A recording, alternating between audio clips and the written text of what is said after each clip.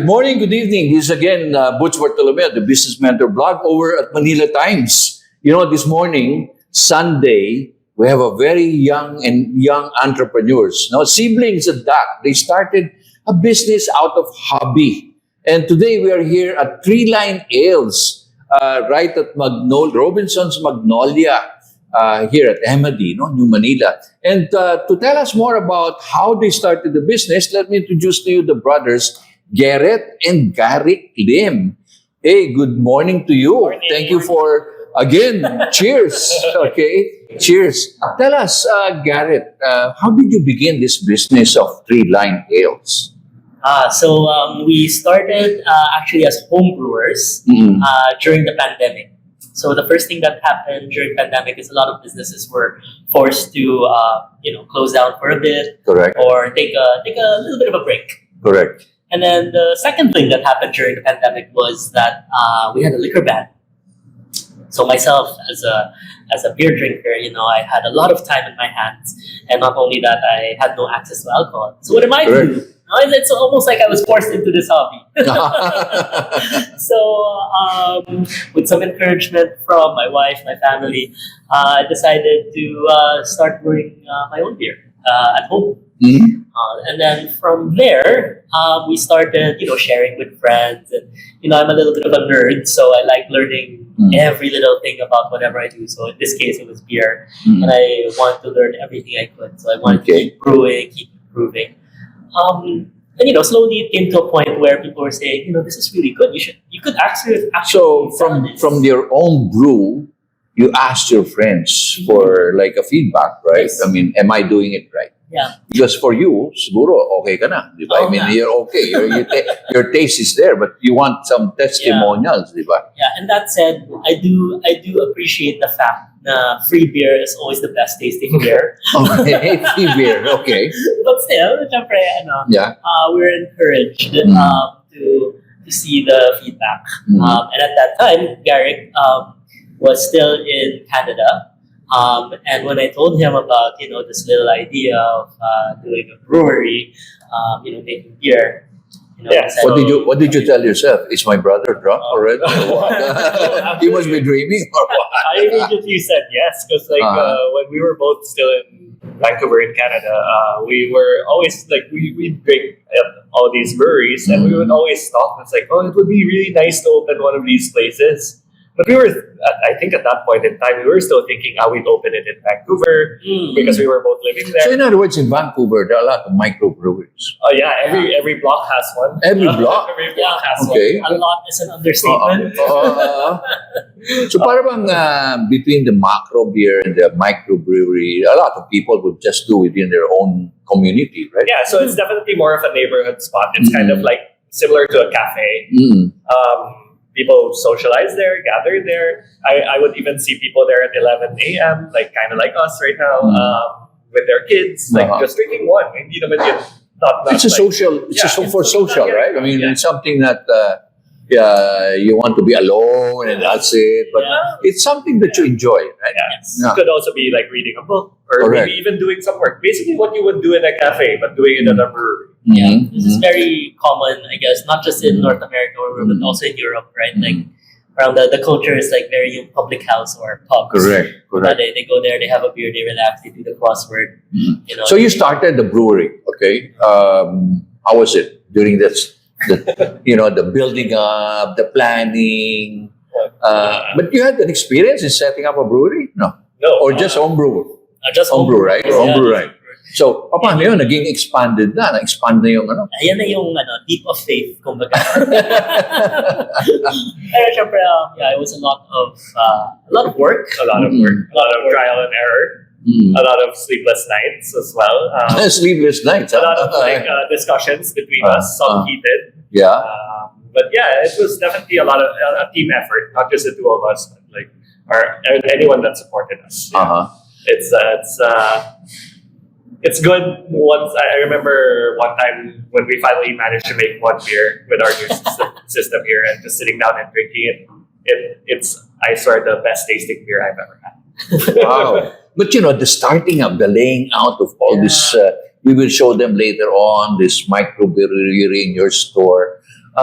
Was that easy? I mean, it takes a lot of planning. I mean, the process, all the pipes that you have. Yeah. I mean, even just putting things in place. So, like, we can't drive a forklift here because it's a tile. Yeah, thing. right. So it took 8 people just to carry a small tank, and then like the biggest tank we have over there, it took 15 people. So coordinating that at 4 a.m. because that's the only time the truck can deliver it was in itself a lot of work. So even just getting things in place, not even hooking everything up, just getting it in place was already. And then assembling everything. And then assembling everything. And making sure everything goes right. Exactly. Was it perfect in the first place? Or was there a lot of Yeah, we had a lot of help. We had advice from people that knew what they were doing because we definitely didn't. But once everything was hooked up, there was still a lot of like things to fix, like a small leak there, maybe a rewiring here. Was there a nightmare? Or there are several nightmares? Several, yeah. Not during the installation and during the dry run. When you have a system like this, you kind of know how to do the startup and commissioning. So it took a while to get to a point where we were ready to start up, and then once we were at the point where we were starting up, we kind of understood most of the things now, and like all of the things that could either break or leak already broke or leaked, and they were already fixed. So the first run was actually quite nice. Quite good. How did you feel when the first beer came out? I mean, wow, was it a eureka or something like? It definitely was like this is what we toiled for almost a year. So every sip mattered, especially that first sip was just like, this is a beer. Totoo na ba yun? Yun ba yun? Was it something like that? Well, I think parang in our hearts, it was the best tasting beer in our hearts. I would say it was probably the worst beer that we've made, and we improved. Well, every time we do a beer, we improve either on the process or the recipe. So the first one was always going to be the worst one. It just gets better from there. But in our hearts, the first one was just it was really more the mindset. But tell me, how big is the craft brewery? I mean, the people who are drinking this kind of craft beers. The industry is it big now? Is it getting? Are we here like unlike in Vancouver that you said it's almost every block, right? Definitely, the industry still is in its infancy. There's still a lot of room for growth. There are some bigger players in the game, but like definitely a lot of room for more players and more customers at the same time. I think it's all about like parang still getting the product in people's hands and the exposure. I think when it's the same with coffee. When what is it, third wave coffee? Third wave, first came, it took a while. And now there's so many like nice, successful roasters or even smaller coffee breweries, cafes. So nagkakaroon ng you're now there's a conversion of people from the macro to trying the craft beer and seeing the difference, I guess. Yes. No? Yeah. So the brewers community, there's only a few of us, but it's a really strong community, and I would say that there's a lot of very talented brewers out there that produce very good stuff, and it's just getting people to try craft beer, like stepping away from what you understand as beer to trying something totally different. So when you say craft beer, this is according to your own concoction, is it? The way like you're like a chef, you have your own recipe, like what we're having right now. It's not something that it's available for everyone to come up and copy, right? I mean, you have your own unique product. We definitely have our unique spin to styles, I guess. So there's a lot of different styles of beer. We're mostly exposed to macro beer here in the Philippines. That's just one style, right? Pilsners. That's just one style. But right now we're having a hazy pale ale. That's another style. And so like there's, I think, over 140 different styles of beers. But each of those styles, you can put your own spin to it. There's just guidelines, basically. And so you follow a certain rules. There is a rule set. There is a rule set. And I understand there's the kind of water actually where does it matter? I mean, for sure. So there's certain beer styles that are more popular in Europe or in Germany. So we want to follow a water profile that's built for that region. there's beer styles that came from California, or from the US. So we want to follow their their water profiles. So the water profile, you can copy it and really So come close to what they have there. extremely close, like as in like micrograms close kind of thing. And it really matters because most of the thing you're drinking in beer is water. Actually, it's Right. 92% water. So if you don't pay attention to that water and you're brewing a beer that's just like made from tap water, I guess it will really show in your final product. Oh, so talagang special. Ay, nako, tignan niyo yan. Look at that. You guys watching over it here at Manila Times, you have to try it. No, I guess. Why are people? Are they about they like to explore, or are there people that are not confident in exploring craft beer? What will stop them from having that? I think the first one for me, when we were doing the concept for Treeline Ales, what we saw in the drinking culture that we have locally is that beers are always, it's an inuman culture where it doesn't matter much what you drink, but how much you drink, and it's usually It's a quantity, it's a quantity. It's a quantity. So, Paramihan, di ba? So we're trying to find a safer space or a more laid back space to just try a good drink or just Right. have something while you read a book, do the crosswords, watch something, or even better yet, talk to people, socialize. It doesn't have to be yung madilim or Yeah, malakas right. And look at the shop, guys. Look at this. Look at that. You have this tagline: "Adventure of flavors." Why? Bakit? For us, I think that's what we like is we want You people play to around with different explore, flavors, explore right? other flavors. Like if I look back at the menu right now, Look at the menu, yeah. and it always changes. So because it's up there right now, it'll always be there. So right now, what do we have? We have a chocolate milk stout. Sometimes it's Describe to me what is it. I'm sure our viewers will say, "Huh? Beer na meron chocolate rain milk stout?" Yeah. Yeah, so we always have stout here at Treeline Ales. So we'll always have one dark beer. Dark beer is what people know is cerveza negra. Cerveza That's a Negra different is style. Is it ano ba? It's a lager. It's a Ano ba dark yung stout? lager. Ano ba yung ano? Stout is Yeah. an ale. Ale, yeah, right. Yeah. But broadly speaking, it's a dark beer, so it's made with roasted malts. That's what gives it the dark color. And here in the brewery, we kind of alternate. Sometimes it's chocolate, so right now we have a chocolate milk stout. Other times we'll have a coffee milk stout. And sometimes during special occasions, we'll have a dark chocolate cherry milk stout. Black Forest. Black Forest, yeah. Oh my gosh. Black Forest one. So talaga adventure of flavors. I mean, you're not just talking about plain beer, but it's an explosion of flavors. Right, and we were just talking about one beer style. So and then we do a whole bunch of different beer styles. So that's just our one dark beer that kind of changes seasonally. So right now we're having a hazy pale ale, but this hazy pale ale is made with peaches, actually. So this one is, correct. It tastes like Yeah, so this one is made with real peaches, and it's our summer slant to a hazy pale ale. So tell me, if some of our viewers are running a restaurant and they like to have to partner with you, or because you also serve in kegs, right? Yeah, so it's always best to come try us. If you like what you're trying, you can always message us on Instagram or Facebook at Treeline Ales. Those go to us. We've helped people with their tap systems.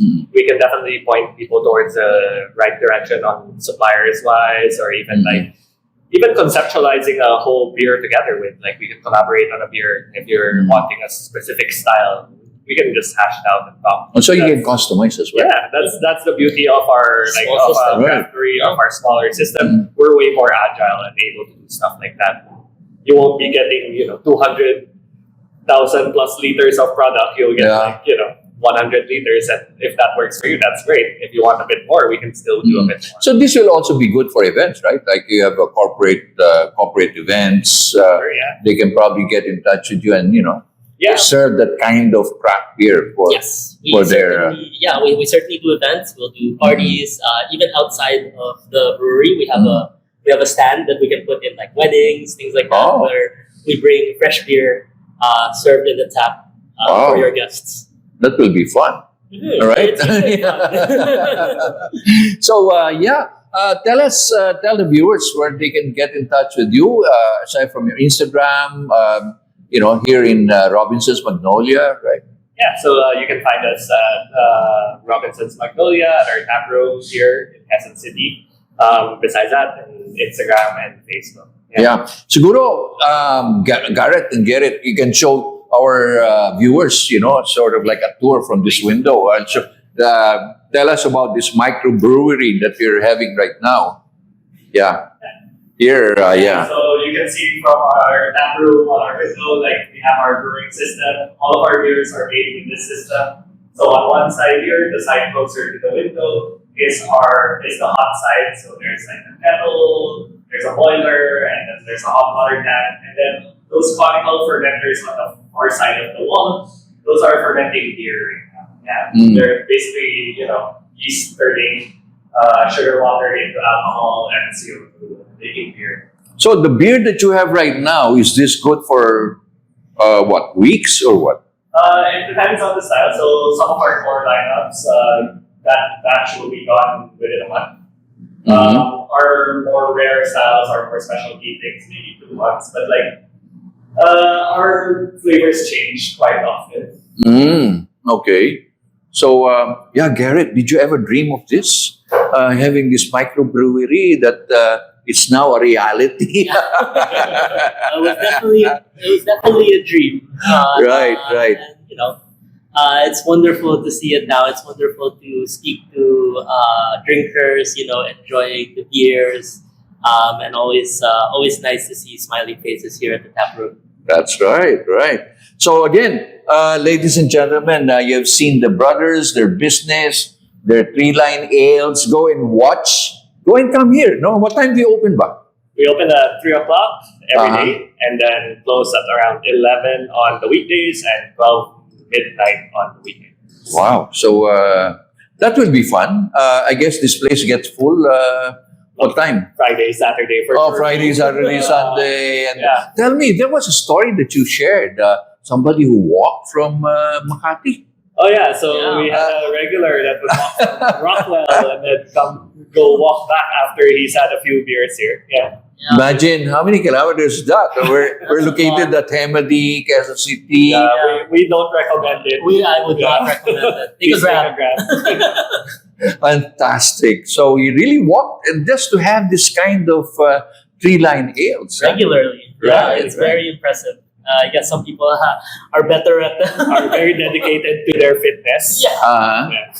So, tell me, if there are people who want to reserve the place for events, for example, are you open to it? Yes. For sure. We've had people reserve the entire brewery for a party or even like a work event. And it's always a good talking point to see, exactly, the brewery, it's a conversation. Right here into your glass. So how do they reserve? Do they, get in touch with you, make an advance, booking, and pretty much that. Message us on Instagram or Facebook. It goes to both of us, so we can hash things out. Right. So oh, by the way, let me tell you, these guys always win in competition. Tell us about your winning streak in this competition of breweries. I think we were very lucky. 3 months into opening the brewery, we had the first Manila Brew King, Philippine Brew King for them. And 3 months into it, we were fortunate enough to have won the competition, and that beer has since become part of our core lineup as the Sunshine Hazy Pale Ale. Okay. That's what you call it, Golden Sunshine, right? That's right. And within the community, again, the brewers community is so small. And in 2024, there was a competition that was still running, and it's still running. Quarterly thing. Quarterly, it's called the Jamboree Festival. And it's there's a championship belt, and it's a WWE style rules where the champion, boxing or wrestling. I think I have a picture of that, right? You're like a boxing champ. You keep the belt. The belt. Oh, okay. And we were fortunate enough to win 3 in a row. So for almost that entire year, the belt did not move. Did not leave our place from Treeline Ales. Oh, Yeah, but it's a fantastic. very fun community, and other breweries are also. It's for us, it's always we're always so happy to it because It's like a the testimony to what breweries- you're doing, right? I mean, the hard Yes. work. Yeah, the you other know. breweries are also just doing a really good job, and I encourage everyone to try craft beer, whether it's us, whether it's someone else. Give craft beer a try because we're doing some fun stuff. Everyone in the community is doing some fun stuff. Yeah, right. And all the brewers, I would say, is very approachable. You can talk to any one of us. We love talking about our product, and we love getting to know people. You're so personalized, right? I mean, you sort of able to convert them to, just open yourself, right? Yeah, for sure. Yeah. Well, what else can we say? Go and head over to Treeline Ales. Get to taste it. Probably one of this, probably another one. Does it matter if they taste everyone? They can for sure try before they You have, commit you, to a have, glass. you have a sampler, right? Yeah, we do. Tell us about the sampler. So aside from being able to sample the beers before you order your glass, and that's something that we do for everyone. If you wanted to try more flavors, you could order a paddle or a beer flight. Taste individual beers. Yeah, so our beer flights are available. We do 4 small glasses. Okay. And from there, you're able to more or less gauge what kind of... I think so. I think we'll have a beer for everyone. Mhm. Yeah. Whether you're a classic guy like I think we're still more classic Or people. more So classic. I like a good pale ale. I like a good IPA. Sometimes I like a good lager. To more adventurous things like our Peach Mango Imperial Correct. IPA, which is 9%. Doesn't taste like 9%. I Mhm. promise. Mhm. But yeah, I think there's a beer for everyone. Fantastic. So what are you waiting for? Come over na. I mean, I'm already tasting this, one of their winning concoction, di ba? So whenever you come up with concoction, do you always test and find out, That's the fun part, isn't it? Is we it? always test. you're like a chef, whether, Testing right now. di ba? Parang sinasabi mo, will this work? Will this work? Or Yeah. what? So I think testing on this bigger of a scale. When we were homebrewers, it was a lot easier to make very weird beers. But now Like what? Like what? Weird beers. What was Ano bang weird? beers once? Oo. We definitely made sours. I think we made a raspberry sour, which ended up being The raspberry very sour was very good. Yeah. but we were quite unsure with it. It was our first time fermenting with fruits. So it's a lot easier to experiment in that way. But if we try to experiment now and it doesn't work, we'd have to throw that batch away. Is there any local fruit that you experimented? Yeah, we're using a lot of mangoes, Mangoes. in our stuff. I'm sure some people will say, "What about durian?" You're not You the don't first want it to person. be You're not so the first strong. person. What about durian? I mean, look, guys, that will be a challenge, First person because you may have mango, Guava, mango, guava, Coconut, yeah. We want What- calamansi as well. calamansi, yeah. And I guess people would say, yeah, why not durian? And you're not the first person. Probably to Garrick, being the master, the chef brewer, will probably work on his mind, We'll have to go back to our 20-liter system to try the durian before committing to a 300-liter batch. Yeah, we're not dealing that in here. Oh, no. I'm sure your neighbors will be complaining. We'll have to give free gas masks to everyone. Right. Anyway, guys, thank you very much for this guesting in, again, Business Mentor blog. Again, watch this, guys, so you can see the brand. And who knows, you'll be seeing the brands more often, right? So, again, thank you very much for guesting in this CBR, in this Manila Times Business blog. Again, this is Butch Bartolome. Keep in touch with more exciting news.